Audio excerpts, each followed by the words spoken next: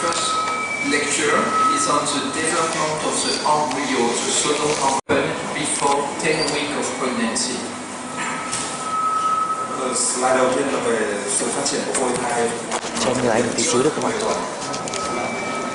How we can use the 3D để đạt được cái hình ảnh mong muốn về hình thể bên ngoài của phôi thai. and we have different kind of rendering, different surface mode, and you can see all this surface mode on the lower part of the slide. Có nhiều cái phương pháp xây dựng hình ảnh trong cái mốt bề mặt của phương pháp siêu 3D. And this is a new mode. This is a standard 3D mode. And this is a new mode with it looks like the skin. It's a better rendering. Có HDLI là phương pháp xây dựng hình ảnh mới. Các hình ảnh phía trên là phương pháp hình ảnh xây dựng theo mốt tiêu chuẩn cơ bản. Còn phía dưới là hình ảnh xây dựng bởi HDLI. And the name is HDLI. And with this mode, we can change the position of the lightning.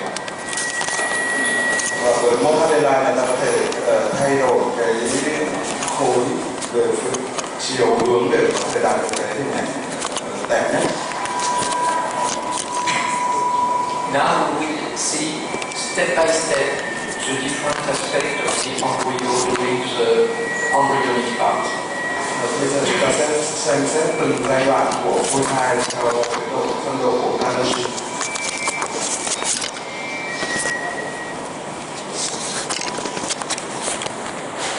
And we start at 6 weeks of pregnancy. That means 6 weeks from the last period. Và chúng ta sẽ bắt đầu từ thời điểm 6 tuần. This is the yolk sac. Ở đây là hình ảnh trứng nãng hoàng. And this is the embryo. Và đây là hình ảnh phôi thai. And this is another 6 weeks and a few days more. That means it's 6.5 weeks. Và đây là thời điểm 2 đến 6 tuần rưỡi. And at this stage, we can see here the amnion, and the amniotic fluid is here. Ở đây chúng ta có thể nhìn thấy cái hình ảnh của sơ khai của cái túi ối và dịch ối. And this is a view with 3D with the yolk sac. Ở đây là hình ảnh của cái trứng nãng hoàng. And the embryo is here. Và phôi thai trong siêu 3D. Now we move to 7 weeks of pregnancy. Bây giờ chúng ta sẽ xem xét hình ảnh ở thời điểm 7 tuần. With the head, Với phần đầu, the limbs, các cái mu chân and the umbilical cord. và dây rốn. Different section on the embryo. This is a coronal view here. Ở đây là cái hình ảnh theo hướng cắt ngang.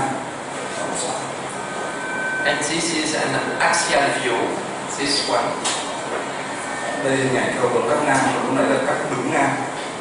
And on the axial view, you can see the heart is beating outside of the thorax. This is normal at this stage.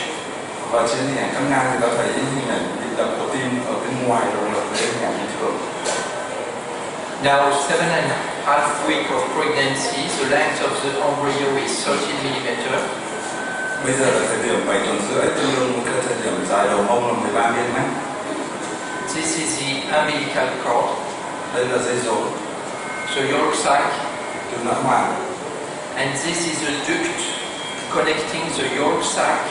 This is a vitelline duct connecting the yolk sac to the umbilical.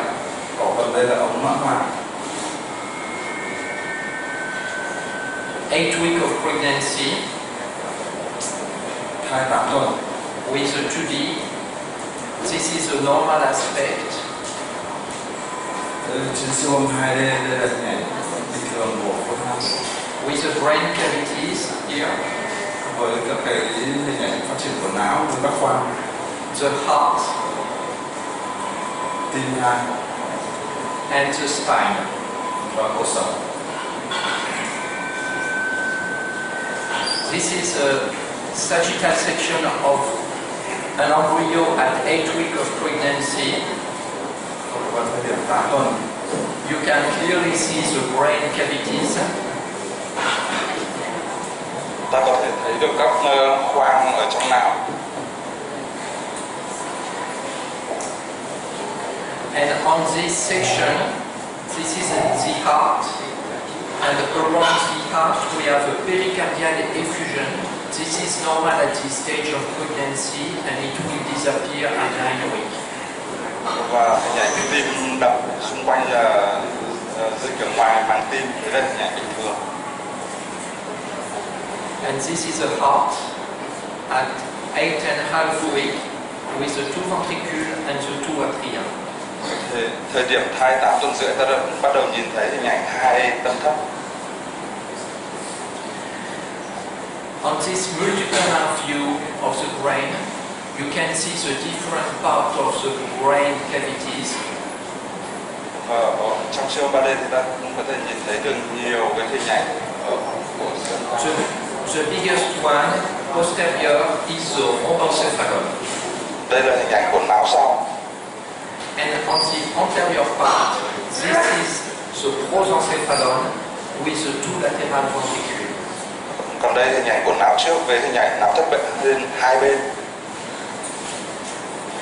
And this is the shape of all the brain cavities inside the embryo. Còn đây là hình ảnh 3D xây dựng hình ảnh các cái khoang ở trong não. And this part, this is the rhombencephalon, it is this part.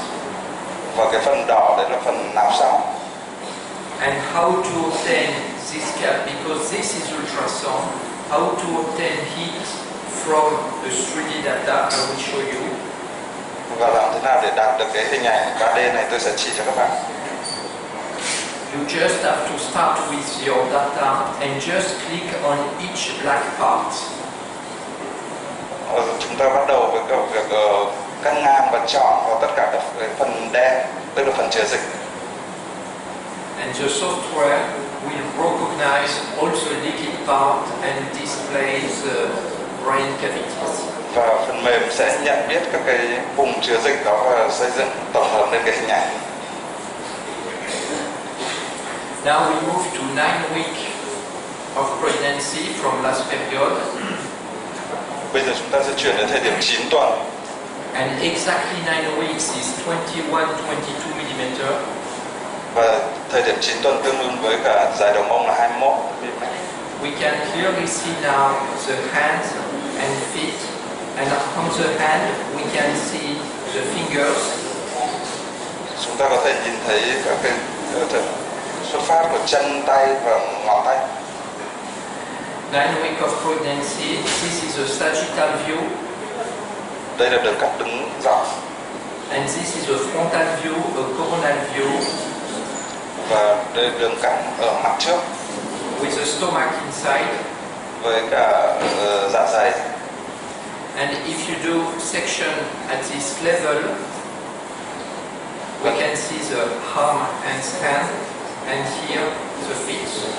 Và với đường cắt tương ứng thì ta sẽ nhìn thấy hình ảnh của bàn tay và bàn chân. This is one foot, and at this stage of pregnancy, there is a large space between the great toe and the other toes. This is normal. Vào thời điểm này thì chúng ta nhìn thấy hình ảnh của bàn chân với cái ngón cái nó tách xa so với các ngón còn lại. This is the brain at 9 weeks of pregnancy. And at 9 weeks of pregnancy, we can see an important development of all the anterior part of the brain. Vào thời điểm 9 tuần thì ta nhìn thấy một cách rất là rõ ràng về các thành phần trong não. And this is the brain cavities inside the embryo.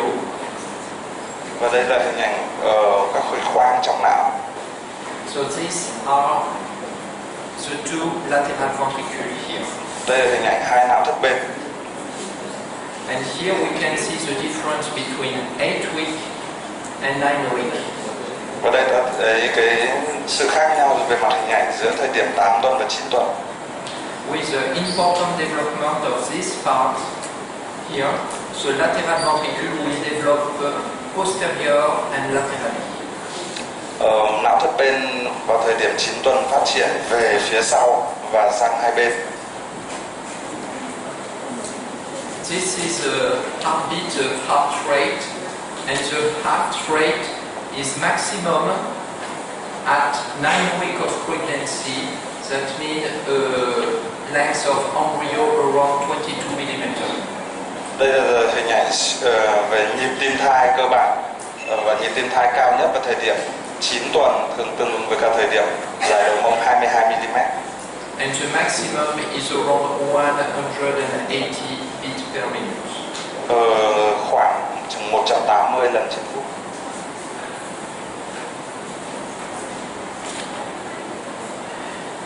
With 3D, we can clearly see the different part of the gestational sac, the extraembryonic cell. Với hình ảnh siêu âm 3D ta có thể thấy được một cách cực kỳ rõ ràng về các cái phần của thai. Ở bên ngoài là nó phải có khoang ngoài thai. This is the amnion. Đây là khoang mồi. This is the amniotic cavity with the amniotic fluid inside. Với dịch ối ở bên trong. This is the embryo. Đây là phôi thai. And this is the yolk sac, and the yolk sac is outside of the amniotic cavity. Và đây là hình ảnh túi nạo hoàng ở bên ngoài khoang mồi. And with 3D, it is possible to do the measurement of all these parts. We can do the measurement first of the complete gestational sac. Với hình ảnh 3D thì ta có thể sẽ đo được các cái khoảng cách mà mình muốn. And also it's possible to do the measurement of the other part using different software. The name of one software is Vocal, and we can also use the Sonoembryology. Và với phần mềm Sonoembryology và Vocal của G thì ta có thể đo được các cái khoảng cách mà mình mong muốn. And this is an embryo at 10 weeks of pregnancy. That means this is the end of the embryonic part. After 10 weeks, it's no more an embryo, but it's a fetus. Và đây là hình ảnh phôi thai vào thời điểm 10 tuần. Đây là thời điểm cuối trước khi phôi chuyển sang giai đoạn thai, tức là sau 10 tuần. And this is the upper part of the head with the fontanelle. Với hình ảnh của thóp trước, nhìn thấy ở trên đây. And the legs. Chân. And this is the normal position of the feet at this stage of pregnancy. Và đây là hình ảnh cái trục của bàn chân nó hơi bất thường vào cái giai đoạn này. The arm with the fingers. Bàn tay với các ngón tay. And this is a sagittal view of 10-week embryo. Và hình ảnh cặp đứng dọc vào thời điểm 10 tuần. At this stage, you can clearly see here, inside the umbilical cord, the midgut hernia. Vào thời điểm này ta có thể nhìn thấy cái thoát vị xốn xili ở đường giữa. What is the midgut hernia? It is a loop of intestine inside the umbilical cord. Nhìn hình ảnh các ngang ta có thể thấy các quai ruột ở trong cái khối thoát vị xốn sinh lý này. And this is maximum at 10 weeks of pregnancy, and it will disappear later. Và đây hình ảnh chúng ta nhìn thấy vào thời điểm 10 tuần.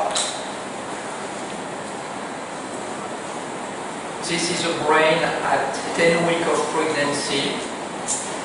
Hình ảnh não vào thời điểm 10 tuần. With the two lateral ventricles here and here. Với hai não thất bên. And inside the ventricule, white, this, it's choroid plexus. Và phần trắng ở giữa đấy là hình ảnh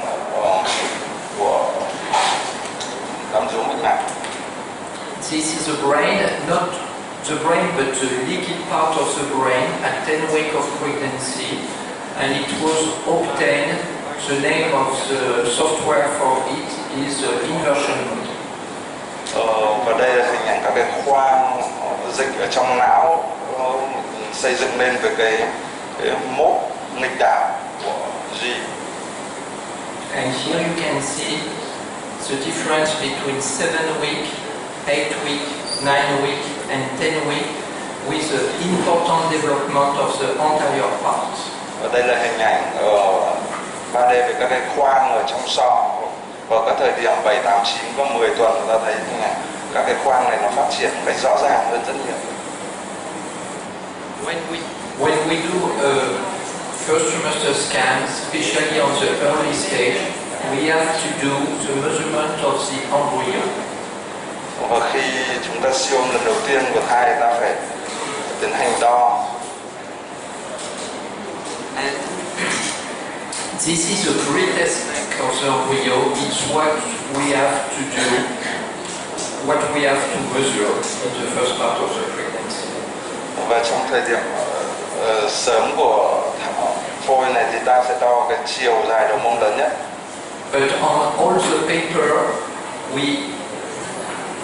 we say crown rump length, but it's not the correct one, because the crown rump length is this one, but we always do the greatest length, so we have to change it.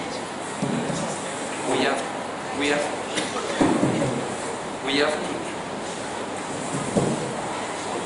have to change it to the greatest length.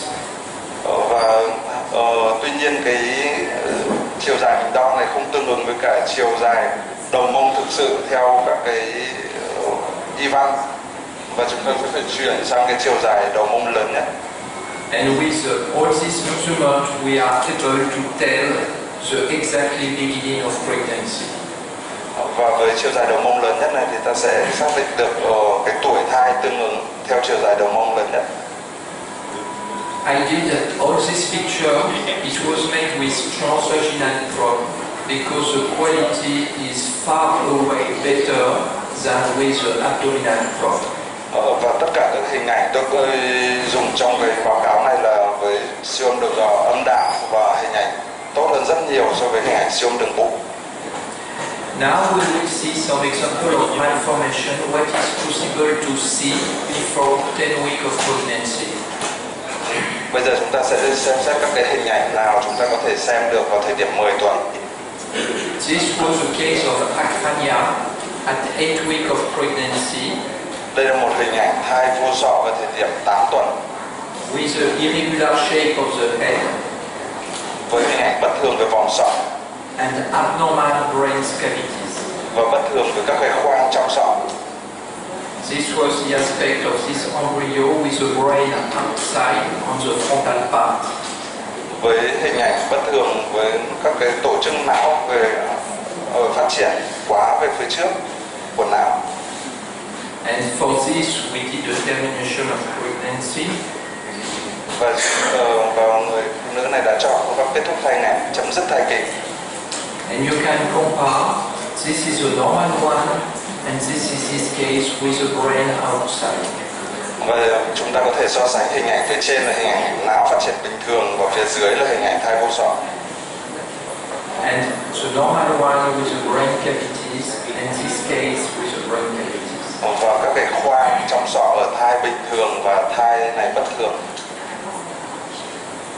And this was his case. This is not the same baby, it is another case but similar one at 11 weeks of pregnancy, but it's exactly the same. Và đây là một hình ảnh trường hợp tương tự, không phải trường hợp trước, trường hợp tương tự cũng về thai không có vòng sọ. This is another case at 8 weeks of pregnancy. It was the same lady being pregnant 1 year later. Và đây là hình ảnh về người phụ nữ có mang thai 1 năm sau. And we can see here on the posterior part a neural tube defect. Và ở chúng ta nhìn thấy ở vùng phía sau của não thấy có bất thường về sống. And we did a checkup 1 week later. Và siêu âm lại sau 1 tuần. At 9 weeks of pregnancy. So in this case, the neural tube defect was on the posterior part of the leg. Và sau khi siêu âm lại sau 1 tuần thì người ta thấy đấy là bất thường về vùng phía sau của não. Another case at 8 weeks of pregnancy with a small gestational sac compared to the size of the embryo. Và đây là một trường hợp khác với túi ối rất nhỏ so với cả cái phôi thai. But looking at this embryo on 2D, you can see on this view you will see an early idiothorax. Chúng ta nhìn vào thời điểm thai 8 tuần này với hình ảnh siêu âm 2D ta có thể thấy được hình ảnh tràn dịch màng phổi hai bên. And if you look at the head, you can see here this is the posterior part. Và nhìn vào hình ảnh ở phía trên góc trái này là hình ảnh não sau. But on the anterior part, you have no division of the prosencephalon. Còn khi nhìn về não trước thì não sau phát triển to bất thường, còn não trước thì không phân chia. So it was a case of anobar holoprosencephaly at 8 weeks of pregnancy. Đây là hình ảnh của không phân chia não trước thể không phân thùy. And you can compare here with the normal one and the normal aspect here with the septum, the division between the 2 lateral ventricles, and this case with only one single frontal ventricle. Và ở đây chúng ta nhìn thấy cái hình ảnh của không phân chia não trước và hình ảnh của trường hợp thai bình thường và các cái khoang ở trong sọ của không phân chia não trước và thai bình thường. This case, the yolk sac is too large, and this is not the normal position of the yolk sac. Còn đây là hình ảnh ở một cái túi noãn màng to bất thường. The umbilical cord is going down instead of going straight in front of the embryo. Và dây rốn ở trong trường hợp này thì nó đi xuống bám vào màng ối khác hoàn toàn so với các trường hợp khác. So at this stage, I was able to tell that something was wrong, but I was not able to tell what was wrong. Và trường hợp này thì chúng tôi cũng sẽ xem xét xem cái gì đã bất thường ở đây. And this was a scan made at 13 weeks. Đây hình ảnh siêu âm ở thời điểm thai 13 tuần. And it was a bodystal anomaly, that means a part of the fetus is developed outside of the amniotic cavity. Và đây là hình ảnh của hội chứng body stop. Đấy là một phần của thai nó phát triển ở bên ngoài màng ối. The fetus is completely open. The abdominal wall is open with the organ staying outside. Với cái hình ảnh của bất thường ở vùng cung cụt, các cái tạng nó cũng phát triển ra bên ngoài của thai nhi. This is at 12 weeks of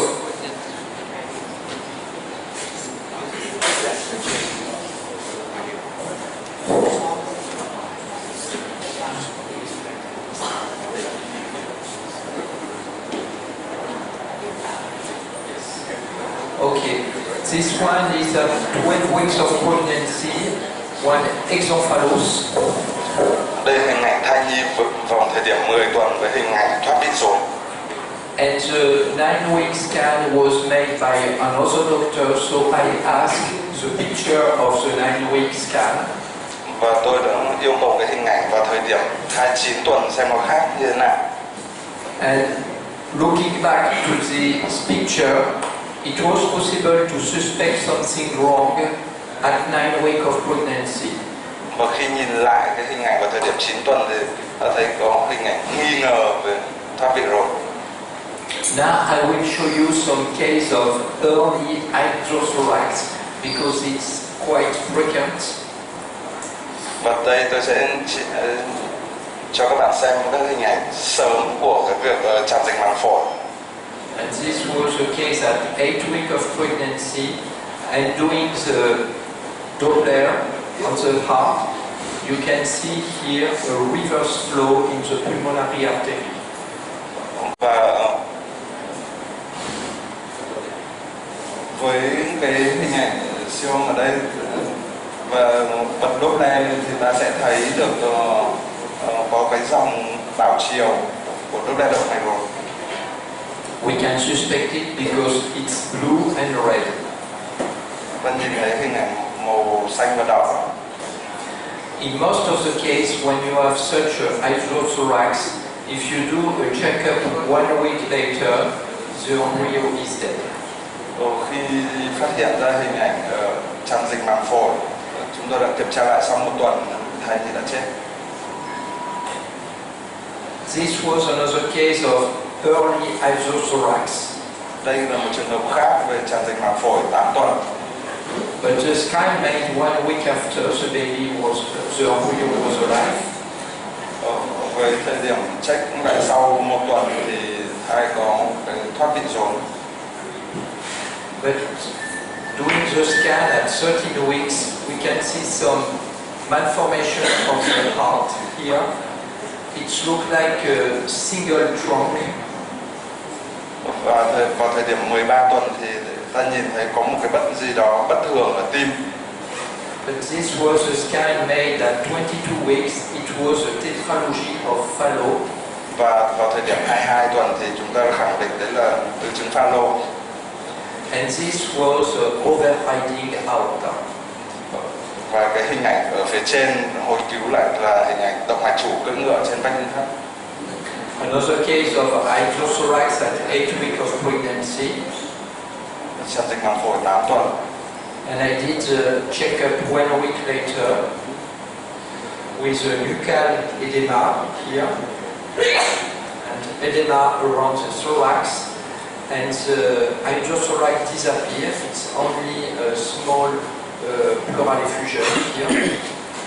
Và thời điểm check lại sau 1 tuần thì chúng tôi thấy cái tràn dịch màng phổi giảm bớt. And this is a checkup made at 12 weeks of pregnancy with a large nuchal translucency, and it was a Turner sample. Và vào thời điểm 12 tuần thì siêu âm thấy chiều dày da gáy rất là dày và đã tiến hành sinh tiết gai dao, chẩn đoán là hội chứng Turner. And the last one, hydrothorax here. Và hình ảnh cuối với tràn dịch màng phổi trên đường cắt đường ngang. And when you have this, you have to do a really complete examination of the embryo. Và hình ảnh siêu âm hoàn chỉnh của phôi thai. And if you look at the anterior part here, in this case too, you have only one single ventricule. So it was another case of holoprosencephaly. Và trên hình ảnh này thì chúng ta chỉ nhìn thấy có một não bên duy nhất. With a high risk of trisomy 13. Và đây là một hình ảnh của trisomy 13, hội chứng Pato. This is the anterior single ventricule. Đây là hình ảnh não trước không phân chia, một não thất bên duy nhất. And if you look at the heart of this baby, the heart was completely outside. This is not normal at this stage of pregnancy. Nhìn vào cái hình ảnh ở phía dưới đây các bạn thấy là tim thai nó hoàn toàn bên ngoài cơ thể. Đây là hình ảnh rất bất thường. And it was possible to identify only one ventricle and one atria. Và trên siêu âm Doppler thì ta chỉ nhìn thấy một tâm thất duy nhất. But it's really difficult to do such an examination at this stage of pregnancy because the size of the heart is less than 2 mm. Và vào thời điểm này để khẳng định một cái bất thường thì rất là khó, bởi vì cái kích thước của tim thai nó chỉ khoảng một vài mm. So here are all my case of hydrothorax. So you can see it from 8 weeks to 9 weeks of pregnancy. và trên đây là bạn tóm tắt tất cả các trường hợp tràn dịch màng phổi siêu âm. 26 cases. 26 trường hợp. Death of embryo with before 9.5 weeks, I have 15 cases. Chết trong thời kỳ phôi là 15 trường hợp. And normal evolution with 11. Và thai phát triển tiếp với 11 trường hợp. But inside this 11, 3 malformations. Trong 11 trường hợp này có 3 trường hợp bất thường. Holoprosencephaly, Không phát triển não trước. Fallow and Turner syndrome. Fallow và một trường hợp của chứng Turner. In the early stage of pregnancy, sometimes you can find a picture of miscarriage. Và ở đây là hình ảnh chúng ta nhìn thấy về thai nó phát triển hư thai. This is the most common here, the blighted ovum. Trên đây là hình ảnh của trứng rỗng. Sometimes you may find this embryo with an irregular and slow heart rate. Thỉnh thoảng chúng ta nhìn thấy hình ảnh phôi thai nó phát triển hơi bất thường với nhịp tim thai là rất chậm. Abnormal size of the amniotic cavity at this stage of pregnancy, too large. Với hình ảnh túi não màng quá to so với phôi thai. Here, the embryo is abnormal and you have no division between the yolk sac and the embryo. Ở đây hình ảnh thai phôi thai bất thường bám sát vào túi ối và túi não màng. And this one, a small gestational sac and a large yolk sac. Còn đây hình ảnh túi thai nhỏ và túi não màng là lớn. 8 week, an embryo with a acrania. Vào thời điểm 8 tuần với một trường hợp thai không có vòng sọ. But also you can see here, the heart is completely outside of the embryo. Và với hình ảnh của tim thai là hoàn toàn bên ngoài cơ thể.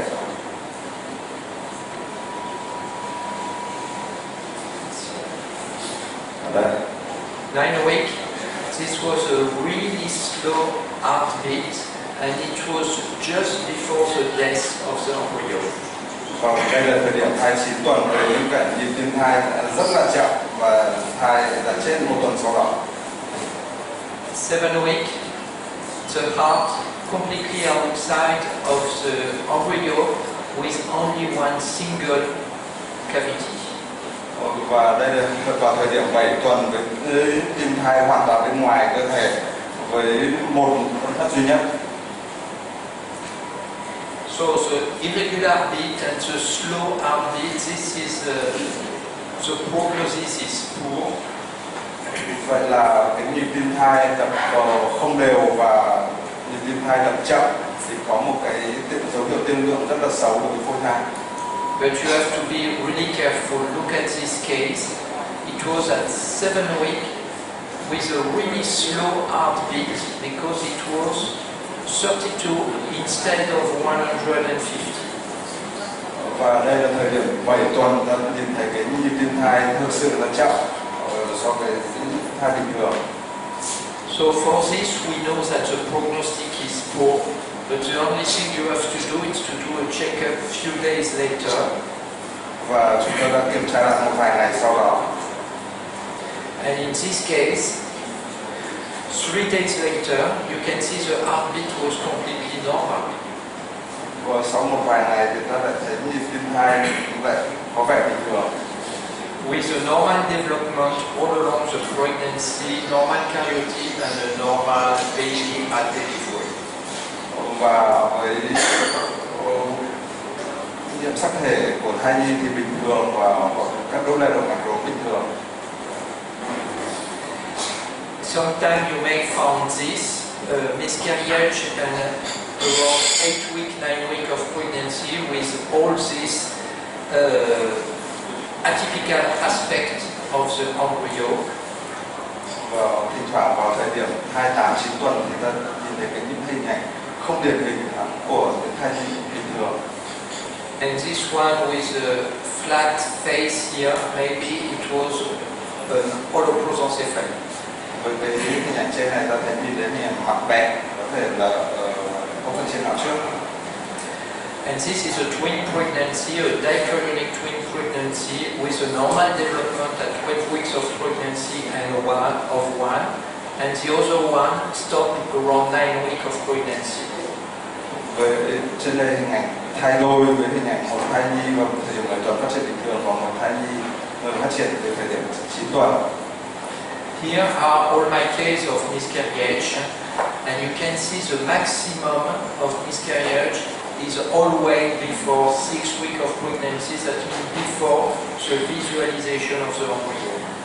Và trên đây là hình tóm tắt tất cả 456 trường hợp hư thai của tôi trong quý 1, và chủ yếu các trường hợp là diễn ra vào trước 6 tuần, trước thời kỳ phôi. But there is another peak here between 8 weeks and 9 weeks. Và một thời điểm đỉnh khác đấy là vào thời điểm 8 đến 9 tuần. But after 9 weeks, the risk of miscarriage is really low. That means if at 9 weeks your embryo is normal, the risk of miscarriage is low. Và các bạn thấy là vào thời điểm sau 9 tuần thì cái tỷ lệ hư thai giảm rõ rệt. So, in conclusion, how to suspect that something is wrong and you can suspect an adverse outcome. Vậy là ta sẽ có tóm lại khi nào chúng ta cần nghi ngờ về những cái thai nhi phát triển bất thường. If the heartbeat is slow, this is a poor prognosis, but you have to do a checkup. Với hình ảnh nhịp tim thai không đều hoặc là chậm thì có cái dấu hiệu tiên lượng xấu và ta sẽ phải check lại một vài ngày sau đó. If the brain looks abnormal with an irregular shape and an abnormal brain cavity, you can suspect acralia and holoprosencephaly. Với hình ảnh vòm sọ bất thường hoặc là các cái khoang trong sọ bất thường thì chúng ta có thể nghi ngờ bất thường về vòm sọ hoặc là không phân trên não trước. Early angiothorax, you saw it that in more than 50% of the case, the prognosis is not good and you will have death of the embryo. Với hình ảnh tràn dịch màng phổi sớm thì chỉ có 15% trường hợp là phôi thai sẽ chết và tiên lượng xấu. A small gestational sac compared to the embryo. Với hình ảnh túi ối nhỏ so với cả phôi thai, cái này có đó. And also a small embryo compared to the gestational age. Với hình ảnh phôi thai nhỏ so với kích thước của túi thai. So with all this, you can suspect that something will go in the wrong way, but you have always to do a checkup 1 or 2 weeks later. Và với những cái dấu hiệu ở trên đây thì chúng ta đều nghi ngờ là thai nhi có thể phát triển bất thường. Tuy nhiên chúng ta cần phải kiểm tra lại một vài ngày sau đó. And I will finish with this view. Are you able to recognize all these embryo and fetus? Và tôi sẽ kết thúc bài trình bày của tôi với cái hình ảnh phôi thai của các cái loài khác nhau ở trên đây. This is a lion.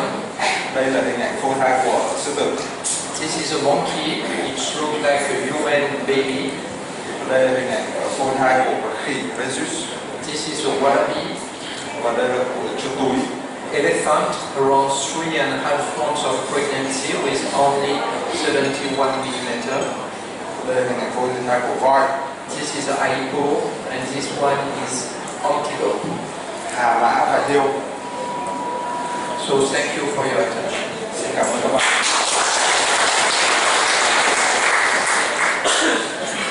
Thank you very much, Dr. Benoit. Before we continue with the next session by Dr. Benoit, I'd now like to invite Dr. Lê Quang, Vice Director of C Hospital, to speak on the role of hypoxia in 4D ultrasound in the diagnosis of uterus fibroid. Dr. Lê Quang.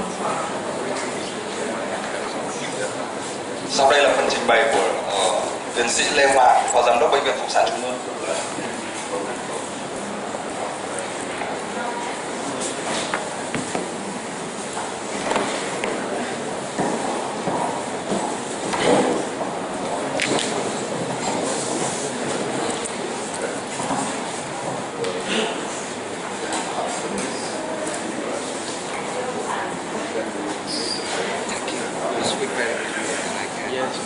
it's why I prefer to speak in English because the words are more clear than in French. In French, I am not able to find a short sentence.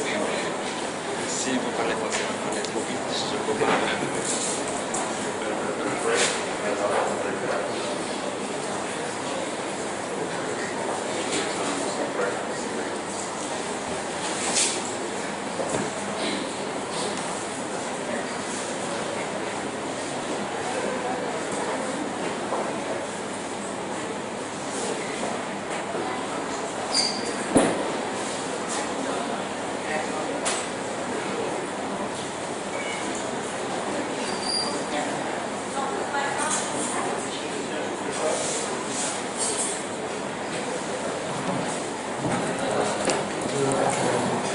Các anh chị, các bạn cùng thấy hôm nay thì chúng ta đã thấy rằng là chúng ta đã được nghe những cái bài rất hay về